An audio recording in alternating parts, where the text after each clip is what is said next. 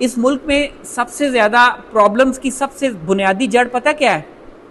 चाहे वो पैसा कमाना हो, चाहे वो शोहरत या रिकग्निशन, मैं उसको रिकग्निशन कहता हूँ, हर बंदे को चाहिए रिकग्निशन हो, या पैसा कमाना हो या नाम कमाना हो, कोई भी हो,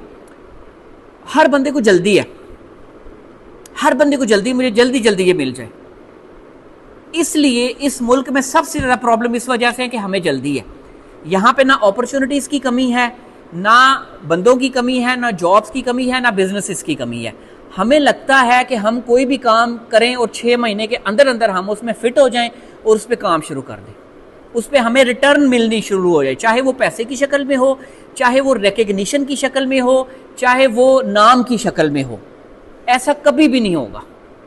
ऐसा कभी भी नहीं होता। आप अगर यूट्यूब और फेसबुक का मैकेनिज्म देखें ना, कि लोगों की वीडियोस 6-6 महीने बाद, 1-1 साल बाद वायरल होती, वो पहले बनाते रहते हैं, कुछ ना कुछ करते रहते हैं।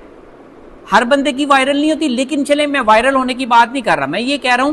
कि जिस बंदे को भी अल्लाह ताला उस मुकाम पे लेके जाता है कि उस लोग उसको सुनना शुरू कर देते हैं, लोग उसको देखना शुरू कर देते हैं, उसके पीछे वो पहले करता जाता